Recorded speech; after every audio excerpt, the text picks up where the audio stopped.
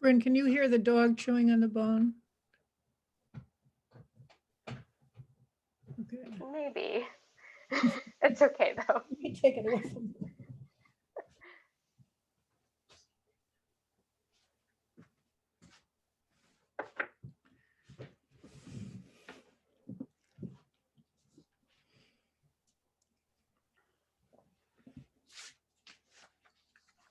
All right, I'll go ahead and get started now. So again, as a reminder, submit questions via the chat and we'll moderate them all at the end.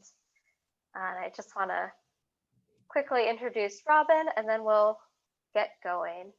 So Robin Wilkerson is a Lincolnite, wonderful gardener. She's been cultivating her garden for more than 30 years. And what was first a tangle of invasive plants is now a beautiful garden,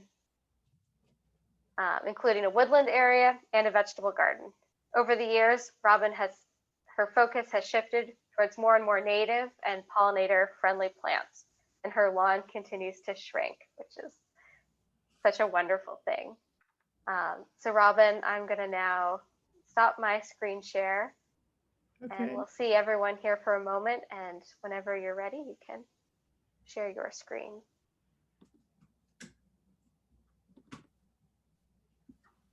Great. Okay, are we good? We can see it. Okay, great. Hi, everybody. Thanks for coming. Sorry, it's not an actual fireside chat, but we don't actually get Wi-Fi in our living room, so I'm just sitting here in the kitchen. So why go native? I probably have a suspicion that I'm preaching to the converted here, that most people listening tonight know why we need to go native, that there's been a lot of compromising situations in the plant and animal community, and we as gardeners have an opportunity to help ameliorate that. We want to attract, all right, hang on, whoopsie. We want to attract as much wildlife as possible in our gardens for both aesthetic and ecological reasons, clearly. So 3 books that I have to I'm going to talk about up front that influenced me profoundly are Silent Spring, which I read when it first came out. I was in high school, and it was the book that set me on the path to being an ecological gardener. It's such an important book, and it's never been out of print since it was published, and I recommend everyone to read it. Noah's Garden, which was written in the 90s. She was tremendously prescient about the problems and how we gardened in our suburban gardens. And she, but she also gives a lot of ideas of how to make it better. And the really amazing thing about this book is that it's a real page turner. It's a really good book. I recommend it. And most recently, Nature's Best Hope by Doug Tallamy, who's an etymologist who understood, or entomologist, I should say. I'm sure he knows a lot about words too, but anyway, he has looked at this problem with the fact that insects are disappearing, and with them, of course, birds, because a lot of their diet is insects. And this is a terrific book, which again talks about how we as gardeners can help change that situation. And I can't, so those are the books. I'm having a little problem going forward. Okay, here we go. So after you've read the books and you've decided you're an ecological gardener, what do? You accept some mess. That's the most important thing that I'm going to say tonight. Your garden needs to be a little messy. These are pictures that I took this morning in my garden, and it's a little messy, but I know that to me, it's beautiful. It wouldn't pass muster with the groundskeeper at Versailles, perhaps, but for me, it's a beautiful garden, and I know that it's home to lots of insects, lots of wildlife, and I see the birds out there all the time eating the seeds. And when it snows, it actually looks pretty good. So, because there's a lot of action going on. Okay, but Sarah Stein said it best. she said her quote that I use a lot, which is, "America's clean, spare landscaping and gardening tradition has devastated rural ecology." And this is exactly an example of what we're up against, which is this is a very compromised landscape. There's no new trees coming in. It's just grass down below, limited wildlife. And as a result of this, we have to order our insects online or by catalog, which seems a little crazy. So I like to think that there's a better way of doing this. And this is an example of what I consider a very healthy landscape. It's diverse. There's many layers to it. There's a ground layer, there's a middle story, and there's a top story. And there's a lot of different plants. And in this case, they're 90% native in my backwoods. I've tried to go primarily native. The one in the background is a Chinese dogwood, which I bought home from the Arnold Arboretum 35 years ago in a little tiny pot and seems to be very happy there. But other than that, I've been trying to go all native. Lawns. I'm just going to say a little bit about lawns.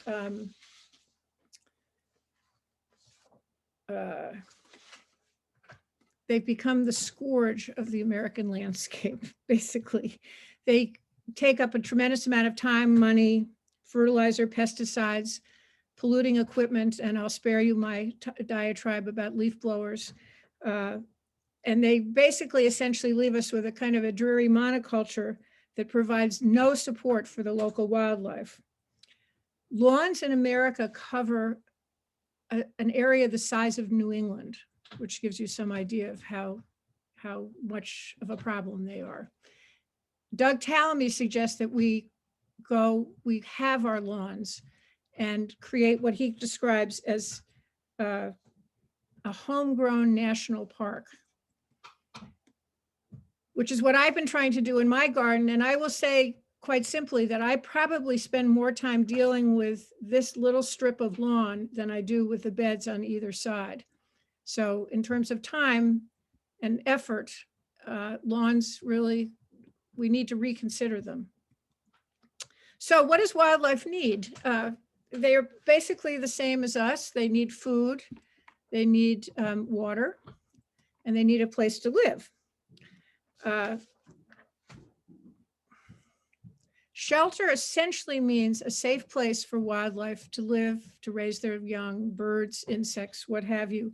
This is a border of lots of different kinds of holly that I planted about 20 some odd years ago. And if I'd known what I know now, I would have made it all native hollies. They're not all native, but nevertheless, it's a virtual apartment building for birds. And it gives me a lot of satisfaction when I drive into my driveway. But here's the real takeaway from this talk tonight. This is my windrow. This is something that I picked up when I was in England. I saw this, they use this agriculturally in England a lot. It's basically piling brush in a kind of orderly fashion where it's horizontally done. And the entire back line of my property is this windrow. It's all the brush that's collected, I collect over the years from both my property, my neighbor's property, trees that come down on the road, what have you. And it's wonderful. And it's a terrific spot. I feel like it provides a lot of habitat for insects, birds, small mammals, amphibians, all of that. And I think it looks really nice. And it gives some definition to the property. Oh, excuse me. Oopsie. Hello. Sorry about that. I didn't hold the phone. Hello, can you hear me? Yep, we can still hear you. All right, where is the picture's gone? No, we still see the windrow. Now you stop sharing. Yeah. I'm going to start sharing again. And there we go. Okay, sorry about that. Great. Our phones. Anyway, that's my windrow. I'm very proud of it. So now that you've accepted, oh, and one more thing, dead trees, of which I have a number on my property. They look a little weird when they're first cut at about 20 or 30 feet, but I can't recommend them too highly as an ecological aspect to your garden. So much goes on in these trees. I had some guys here doing tree work, and the story was, I said to them, I said, cut the trees at about 20 or 30 feet, because and he turns to me, he goes, insect habitat, right? And I go, yeah. I said, how did you know? And he says, oh, I have a couple of other crazy clients. But the fact is that these really are wonderful. And again, I recommend this highly. Obviously not next to your house or the children's play yard or whatever, but anywhere else. And I have one tree that's got a pileated woodpecker living in it, and just lots of birds going on. Water obviously is important, and water can be anything from a bird bath to a lake or a pond if you're so lucky. But which I don't have, but I did have a big black bucket, which I buried in the ground. Now I fill this with rocks. It's not just clean water because it's too small to support fish, but I have the rocks there so that amphibians can get in and out if they fall in easily. And then birds can also roost on the rock in the middle. Mud is important for butterflies. Butterflies need to, they do what's called puddling. And in order to get salt, they need to, the salts that they need, they use mud. So when I'm watering the garden, I have areas like this that I keep wet in order to provide habitat for the butterflies. So growing native plants.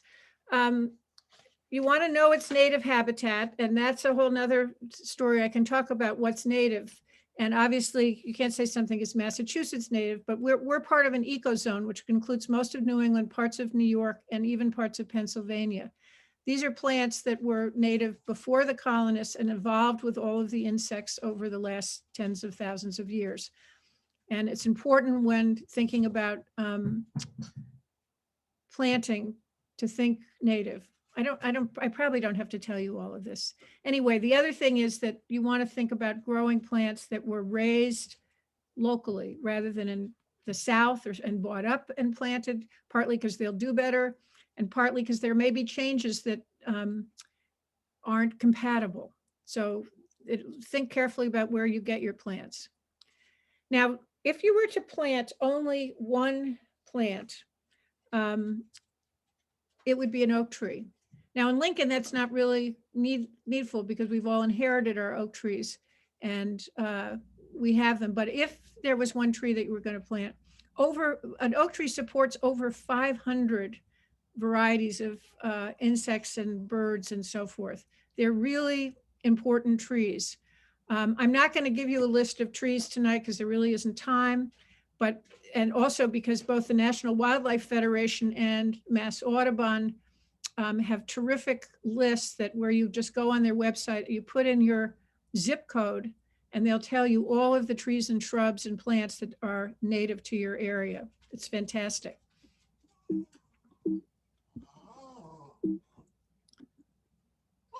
Okay, now it's not going forward. Hang on.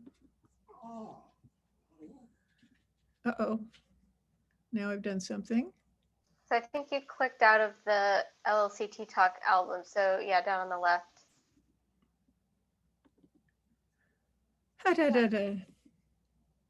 Ask me about plants. Don't ask me about computers. All right, click off of that because it wants you to, and then yeah, click on it again.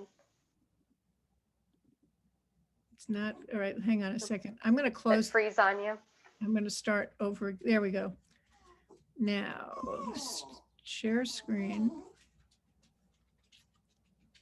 And I'm going to go to here and I'm going to go to LLC Talk and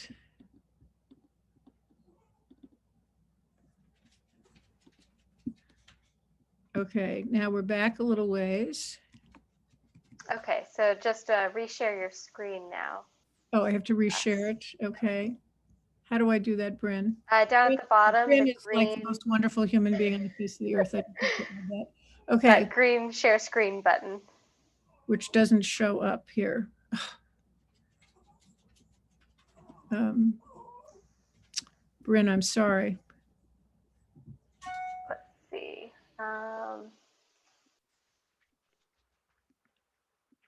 So you're not seeing the share screen. Can you see that? Oh, Can you see that? No, not yet. All right, so now Go where can back. I go to share screen? If you go back to your Zoom window, down at the bottom. There's launch meeting. Sorry Mm, again. see. Let me just, Should there be, we go, share screen. Yes, there we go. thank you. Okay, I'm not going to touch Very anything. well done. Okay, oak trees, where are we? Okay, this is a There we list. go. Or can you see that? Yes. Good. Great. Okay, we're back online. Thank you. This chart is courtesy of Doug Tallamy, and it just gives you an idea of all the trees and shrubs that you can plant that are native. The important thing is it says native to your area. And as I said, that's an important detail because we really want to look at things that are native to the New England ecozone. I'm going to talk about 2 shrubs. Again, because of time, I can't do them all, but anybody who knows me knows that blueberries are absolutely key to a healthy landscape in so many ways. This is a great wildlife plant and it's a great people plant. It has beautiful fall foliage. It just has everything to recommend it. All that blueberries require are acid soil, and around here that's not an issue. Most of New England, not all of it, but most of it has got acid soil. They take it wet or dry as long as they're watered when they're first planted. And as I said, they have gorgeous fall foliage. Winterberry. This is a plant that, again, is, you see it in the wetlands, but it grows perfectly fine in good garden soil. This is an orange variety that I planted probably 30 years ago. This is one of the red ones that I have. I now have, I think I counted 17 different winterberries on the property. I grow this for any number of reasons. This was the orange one that I planted probably 20 years ago. And it's nice to see that I embraced a messy garden even back then. And here's what happens. This is a flock of robins that's eating them. It's sort of emergency food for the birds. They don't eat it up right away, which is nice because it looks nice in the winter. But when it gets cold and they, I'm sorry, I have a puppy.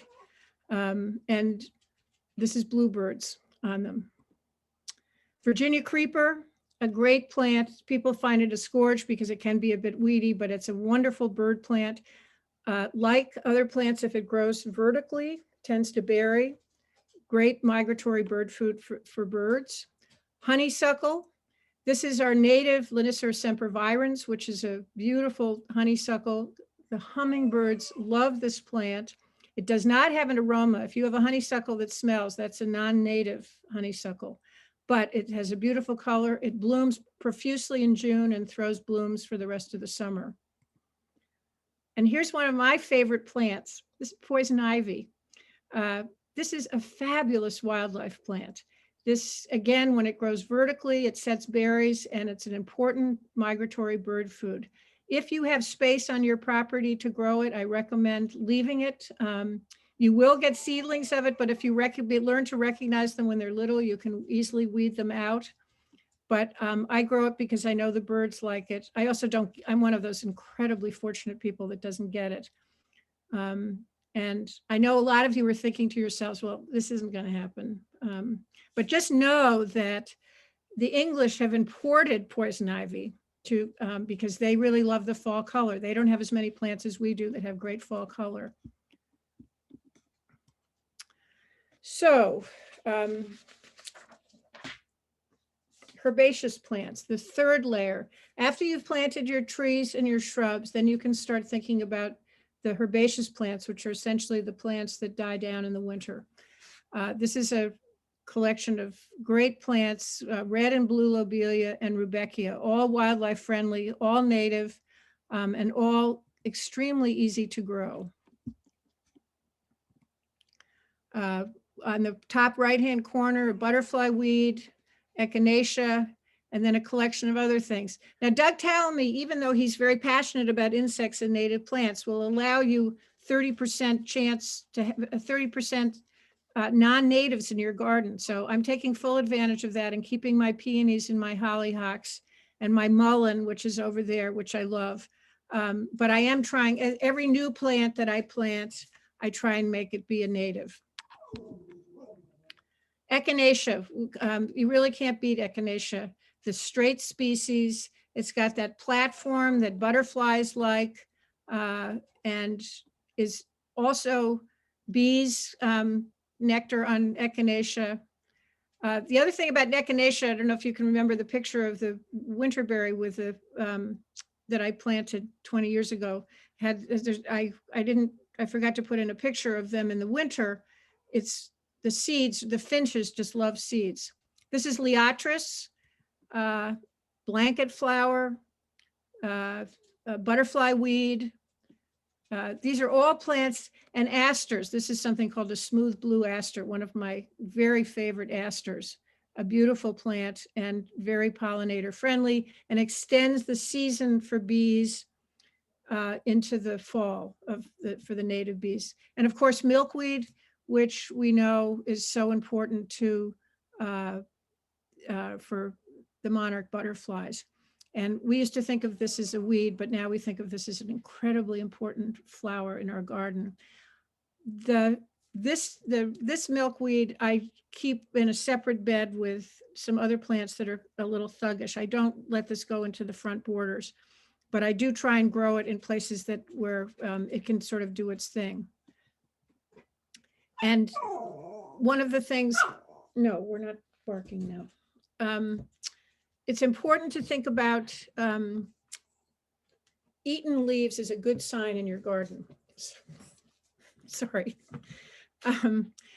This is a spice bush swallowtail caterpillar, and those aren't its eyes. Its eyes are like that to make it look scary to predators.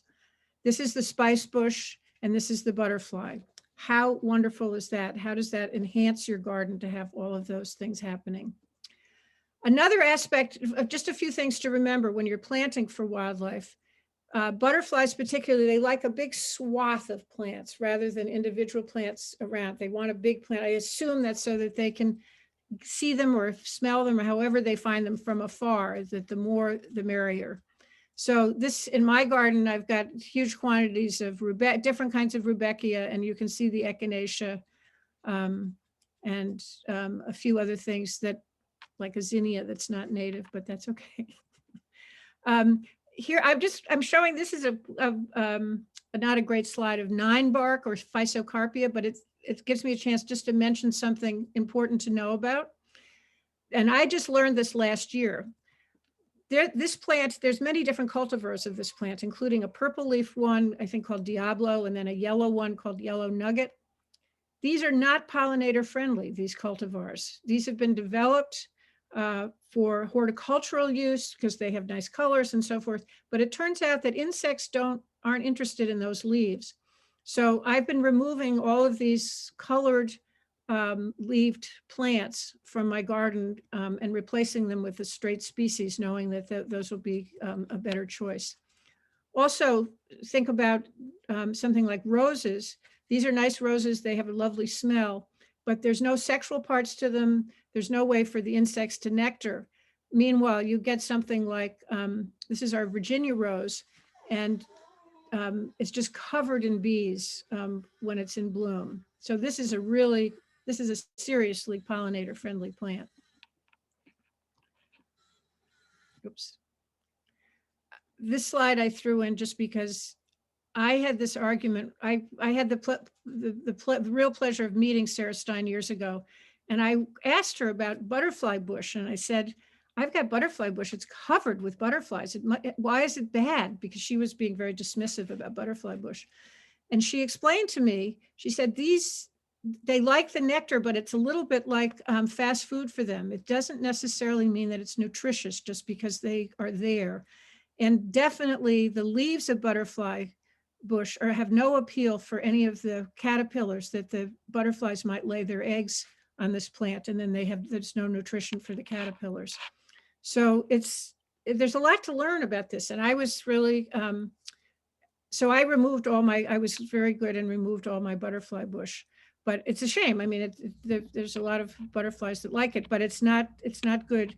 Birds will eat the berries for burning bush, for instance, but it doesn't have enough nutrition for them to give them like the lipids that they need to make the long migrations, which is why something like poison ivy is a much better choice for the birds.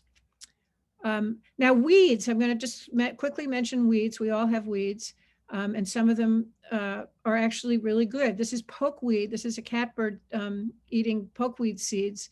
And I have some wild areas in my garden where I leave the pokeweed. Now it does mean I have to weed it out of areas where I don't want it. But again, I recognize it when it's very small. And so I'm able to get rid of it. And it's such a thrill in the fall to see the birds on it. And then this is the poster child of pollinator plants. This is goldenrod, and it's the oak tree of herbaceous plants. This provides nectar and for all kinds of insects, and it's a really important plant. And there are varieties of goldenrod that aren't quite as thuggish as the Canada goldenrod, which will sort of take over. But I try and grow as much of this as I can. And it does not cause hay fever. It's the ragweed that's in bloom at the same time that you can't see because the flowers are green that's causing the hay fever. Goldenrod is a really wonderful plant. Again, the English grow this in their borders. They really appreciate it. Jewelweed. This is a great anecdote for poison ivy, but it's also a really good pollinator plant. And there's areas where if there's any moisture in the ground, this will proliferate. And let us not forget grasses. Grasses are really important. It took me a long time to embrace grasses in the garden because they look like weeds to me.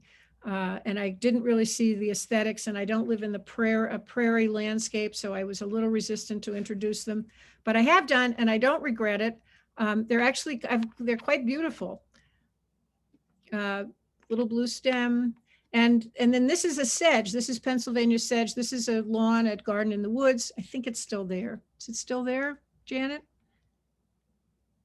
Anyway, this is a great lawn. You don't have to mow it. Now it's not great for croquet, but it's really good. You can sit on it, you can walk on it, and it's pollinator friendly.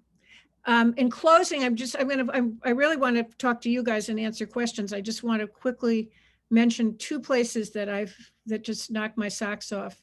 One of them is the High Line, which I adore beyond belief. It's the closest thing I have to church. I go there whenever I can, any time of the year, any day of the week. They've done an amazing job of transforming a city landscape into something, and it's full of birds and butterflies. It's quite a thrill. I can't recommend it too highly. And the other place was surprising was Sissinghurst, which I went to 2 years ago in England, which is a famous English formal garden. But they have let every square inch of lawn turn to meadow there. And it is absolutely magical now. It looks less formal, but it also looks more appropriate to the century in which it was built, when they didn't, all they had were sheep to deal with the lawns. And it was just wonderful to be there.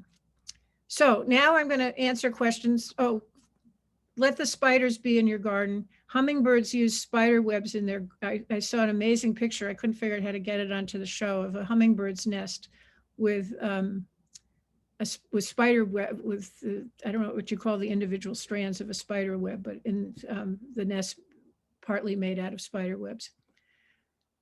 I will answer questions. That's my email. If anybody has any questions by email, I am always happy to answer questions. Okay, Bryn, how did I do? What time is it? Oh, not too bad. Okay. Great.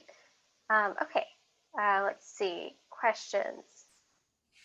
We've got one from Russ Cohen. Was that photo of the blueberries taken in your yard? No. No, it was not taken in my yard, because in my yard, they're all eaten by the birds. I haven't quite figured out the best way to keep the birds off of them. So I share them with the birds. I get a few berries, but I certainly don't get a production like that. Okay, so his follow-up, if you did have it, was if you fed the plant anything. If so, No. what and when? All I do is I put a lot of pine needles on them every fall. I have a friend who has a driveway that's surrounded by white pines, and I help her rake every year. And I bring back carloads of pine needles and I put them down around my blueberries.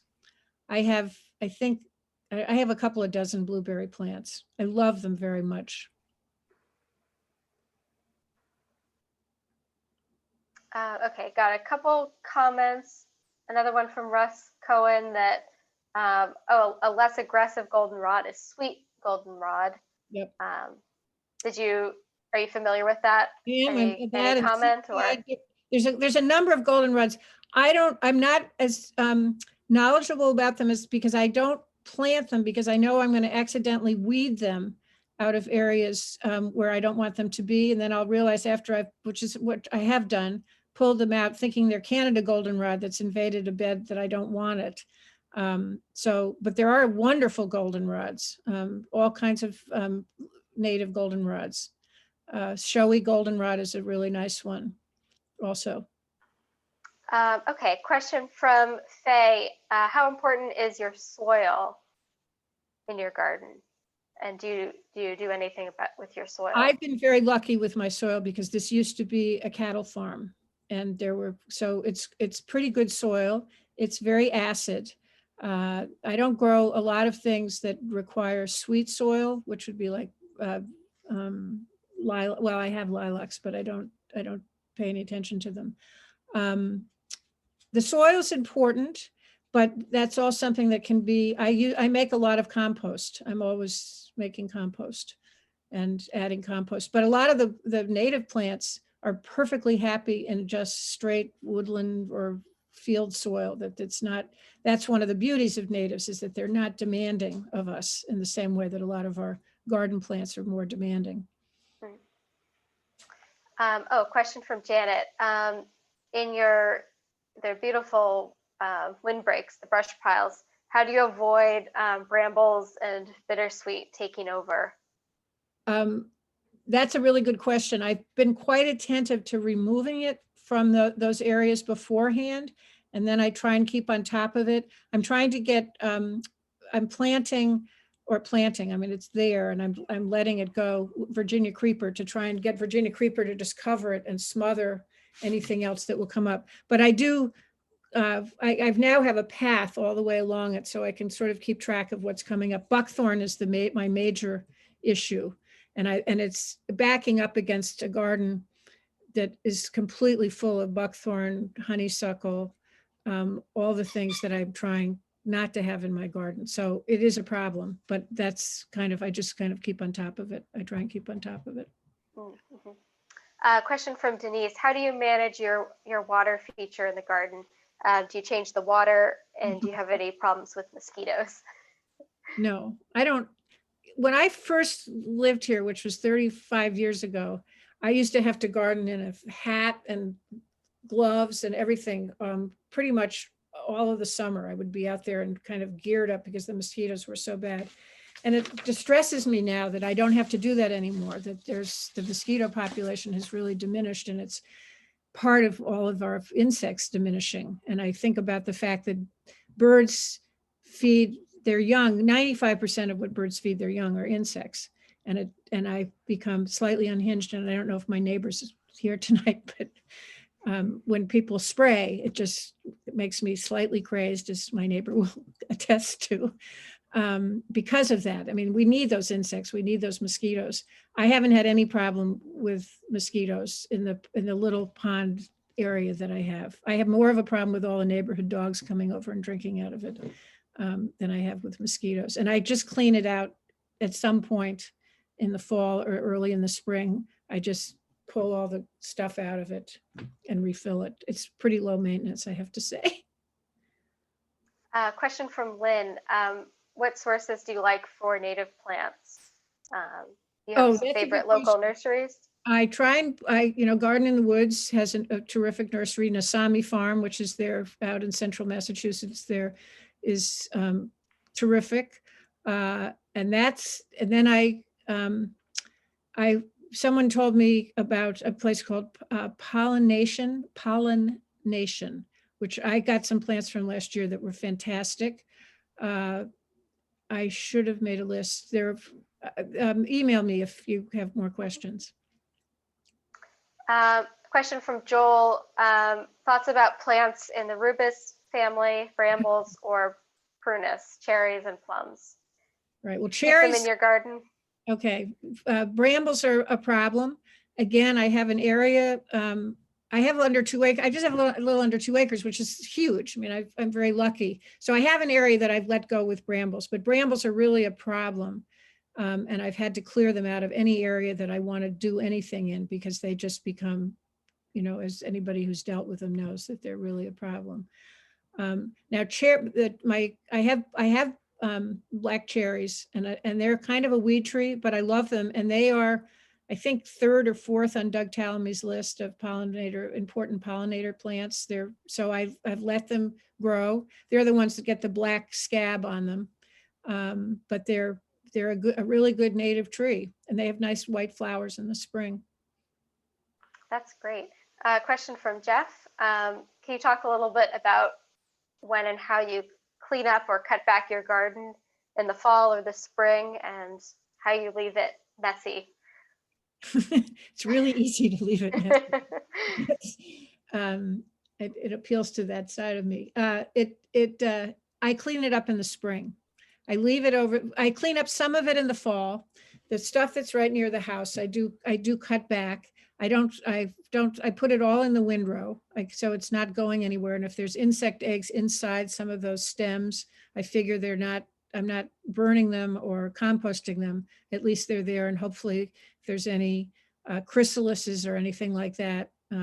But generally I don't clean up until the spring, because I love seeing the birds eating the echinacea seeds and the aster seeds and all of that. I find, and it's a little harder to clean up in the spring because stuff gets matted down by snow. So it's not quite the clean thing that it is in the fall. But it's taken me a while. I wasn't always so calm about mess in the garden, but now I really embrace it. That's great. Let's see, question from Mary Helen. Do you have some broadleaf evergreens that you'd recommend? Broadleaf. Well, I love hollies. Some of the native hollies are great. Rhododendrons, some of the native. I grow mountain laurel. Leucothoe, which is not native to New England, it's native south of here, is a terrific broadleaf evergreen that makes wonderful. It's the common name is dog hobble, because it does this thing of sort of arching and rooting and arching and rooting and making it kind of these impenetrable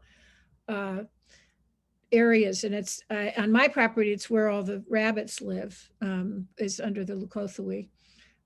But it also makes a completely dense cover that nothing else grows up through it. It's a great plant. I'm trying to think of what other broadleaf, that native broadleaf plants that I have. Rhododendrons. I think that's about it. Hollies. Yeah, I think that's about it. So sort of a follow-up, this is from Jane. Suggestions on native species that might make a good fence or hedge type of barrier. I always recommend with hedges that you do a mixed hedge. You want diversity in a hedge, because you don't want to plant something and then discover down the road that there's a disease or something like that that's taking them all out. And also, it's just healthier to have a mixture of both deciduous and evergreen plants. I think in a hedge is really nice. And a lot of the things that I've mentioned, viburnums are wonderful in a hedge. Hollies, I don't know, really anything that you want to grow, you can grow in a hedge, essentially. There's nothing to prevent that from happening. And you can plant things really close together also. There's no reason not to do that. And you can prune things. You can just cut things back. There isn't anything that's going to be really upset if you cut it back. So hedges are fun, I think, and they're definitely worth doing. And the one I planted of the hollies that was in my driveway that I showed at the beginning, those were all literally little plants that I brought home. I think there were 11 of them that I spotted around, and everybody laughed at me. And now, wow. Yeah. Question from Sue. Do you have deer problems? And if so, how do you Well, I used to have deer problems, but Got now that. I have dog problems. Um, and that's helped with the deer. We also have a hunter who bow hunter who calls deer over here, so we're lucky in that respect. But we have had deer. The questions that I get when I give talks are mostly to do with deer and ticks. Those are the two things that people want to know about, with reason. I mean, it's a problem, the deer. And again, the websites that I mentioned and the Wildflower Society too has lists of deer resistant plants. There's no plant that a deer won't eat under really dire circumstances, but it's a real, the deer are a problem. There's no question about it. And some people I know have deer fencing, which seems to work. There's deterrents, there's, Irish Spring soap. I don't know, there's all kinds of things you can do, but I'm not, I wish there was an easier answer for that. I have a big fence around my vegetable garden because every so often I do get indoors. And ticks are a problem. What can I say? They're not a problem in the middle of the summer and they're not a problem in the middle of the winter, but pretty much the rest of the time they're a problem. And I just check for them every day and I check the dogs for them. So. Great. Question from Mary Helen. In addition to white and red oaks, are there other native oaks? Yes, swamp oak. There's a whole bunch of native oaks. I have 2 swamp oaks that I planted. They're not in a swamp and they're doing just fine. And red oaks, white oaks, black oaks. And they tend to interhybridize as well. So you get different varieties of oaks. But you want to check and make sure that it's an oak that's native. I've never planted an oak because I got a bunch of them when I moved here. Except for the swamp oaks, which somebody gave me. I did plant those and they're really cool. Yeah. So if anyone has other questions, put them into the chat right now. I see we've got some great suggestions, other plants, flowering raspberry, and That's the grass leaf. That's a really good plant, but a little bit rampant. I mean, that's the nature of these great plants that'll kind of, it needs a little space, needs room, as they say. I will tell you that another tip, the best tool that I ever bought is a little electric weed whacker that I use on the brambles, essentially. Keeps them from getting completely out of control. Do you have any particular recommendations for plants at a forest edge? Well, the forest edge is sort of where we live, essentially. I think all of the plants that I've mentioned are appropriate for forest edge. There aren't a whole lot of things, like blueberries will grow on a forest edge. You'll get less sun usually translates to less fruiting and less fall color, but there is no reason not to grow them on the forest edge. I think, yeah, all of these things do pretty well on forest edge, including a lot of the perennials. We live in New England. I'm trying to think of, I mean, there's just a very few things that require full sun, particularly trees and shrubs. Does that answer the question? I think so. Okay. I'll just give people a few more moments. We had a question, follow up to the living fence. She doesn't want it to be bird friendly. She doesn't want it to be bird friendly? Yeah, I don't know if you want to respond to that. Why?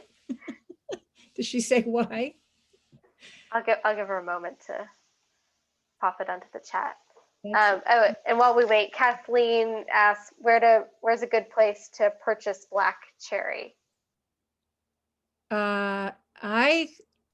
I would just get a shovel and go out in the woods.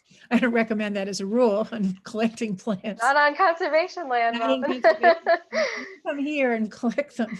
I think any native plant nursery would sell black cherries for sure. I'm sure that they're available. Okay, Jane so she has peafowl and her neighbors might have birds. So something for, I think more of almost a livestock fencing, it sounds like. Okay. Well, that's a good question. You get something you want, I mean, then you would want to go with something like roses, perhaps, would be an idea, just something prickly that would discourage them. But I can't promise that it would be not bird friendly.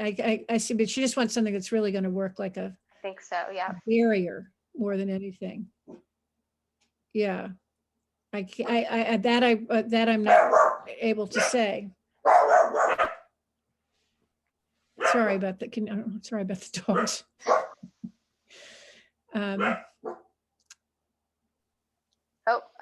Russ has put some great suggestions in the chat for plants that are deer resistant, Oh, including can everybody read the chat? So yeah. can you Wild bergamot, put Russ on as far as I'm concerned? sweet cicely, mountain mint, bayberry, sweet fern, wintergreen, black birch. Lots of great Right. suggestions. Ruth Ann asks, is black raspberry a good plant to have in the garden? Not in the garden. It's a good plant to have on the edge of the woodland, perhaps. It's again, it's a rampant one. Definitely worth growing. Yeah, there's no question about it. Sweet fern, which Russ mentioned, is one of my very favorite plants. I love it. It's a very tough native. It's not a fern. It's actually in the bayberry family, but it's a it's a really great plant. Comptonia is the Latin name. And I really recommend that also. I grow it along the edge of my driveway that gets plowed every year with snow piled up on top of it. And it's actually a shrub, but it seems to withstand the having stuff piled on it and comes back like gangbusters in the spring. It's a wonderful plant. It's so nice to see a lot of these plants you didn't used to be able to buy, but now there's a chance you can get them online. You can get them in nurseries. People are growing native plants a lot more. But stay away from the cultivars. That's the important detail now. Great. I'll let a few more questions trickle in maybe. I'll do a quick LCT plug. We've got a couple programs upcoming. On February 18th, we had a change of date. We're going to have a representative from the Department of Agriculture talk about invasive insects and plants. So if you want to brush up on your ID, that's great. And then on February 25th, we're going to have Barbara Peskin do this sort of same thing. She'll be sharing some of her bird photos. And while we're talking about native plants, we're starting to source plants and hopefully offer kits to our members again this spring, as we did last year. So we are in the thick of that right now. So if you haven't joined up for this year, there's still time. We'll probably open orders early March. That's the goal. Okay, I'm not seeing any more. Well, Robin, thank you. This was Pleasure. Really wonderful. I learned a lot, and I'm sure everybody else here did. And I see your email. I want to encourage people to email me if you have any questions that didn't get answered or Yes. comments also. Yes. And I'll post this recording and share it tomorrow. So if anyone wants to go back and revisit a picture or a topic, they can do so. Thank you. All right, and just waiting to see no more questions. I think we'll call it a night there. Thank you again. Pleasure. Have a wonderful night, everyone. Bye. Okay, thanks, Bryn.